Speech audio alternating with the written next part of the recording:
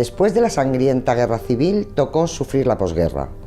Los años 40 se caracterizaron por una gran depresión de la producción y por la escasez de todo tipo de bienes y la interrupción del proceso de modernización y crecimiento que se había iniciado en algunos ámbitos durante la Segunda República. Fue la llamada época de plomo, donde lo que la caracterizó fue la escasez y la feroz represión.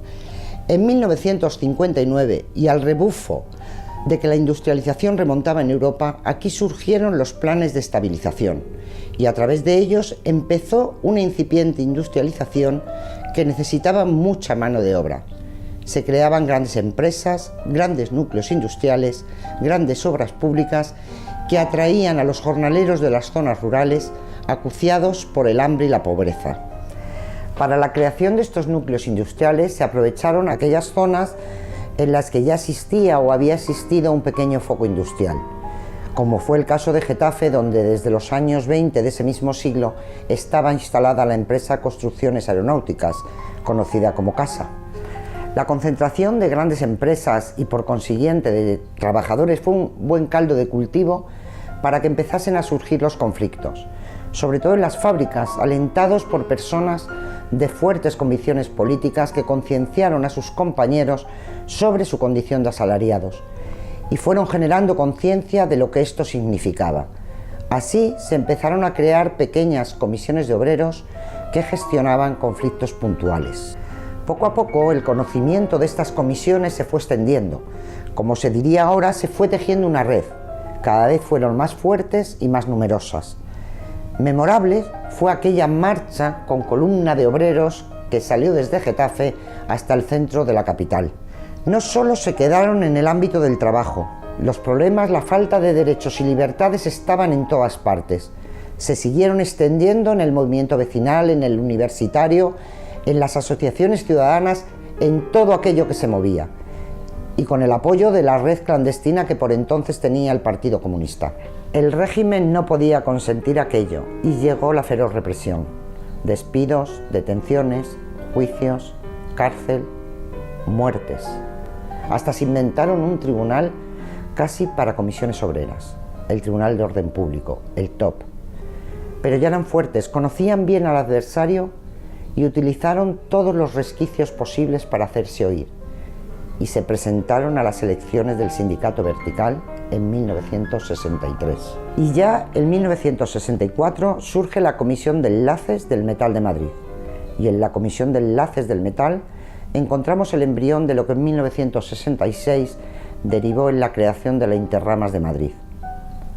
La historia de comisiones obreras de Getafe va unida paralelamente a la historia de las comisiones obreras.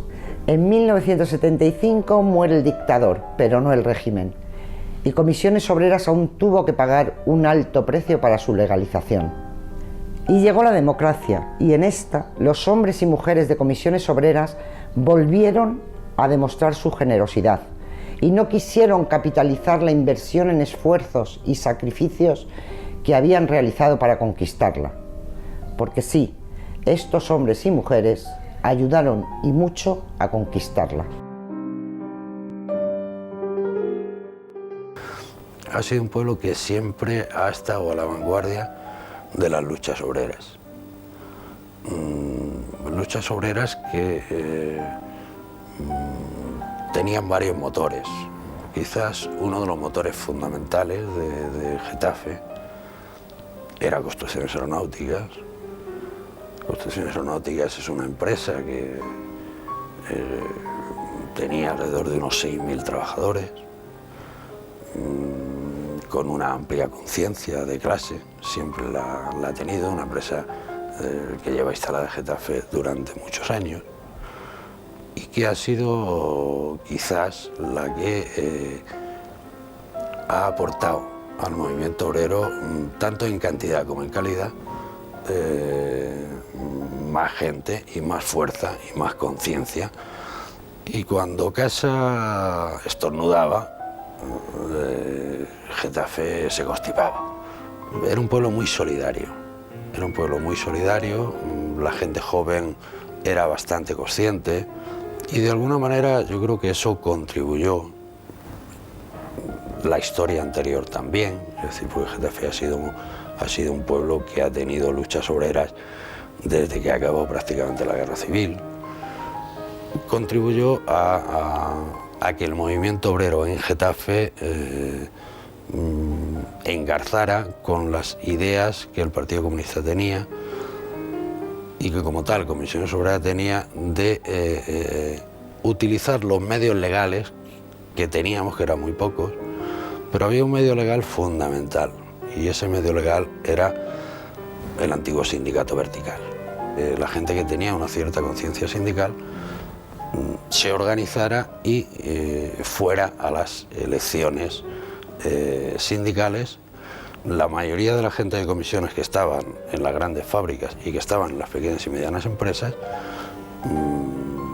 coparon prácticamente todos los cargos sindicales que estaban a disposición en aquel momento dentro de la estructura del sindicato vertical.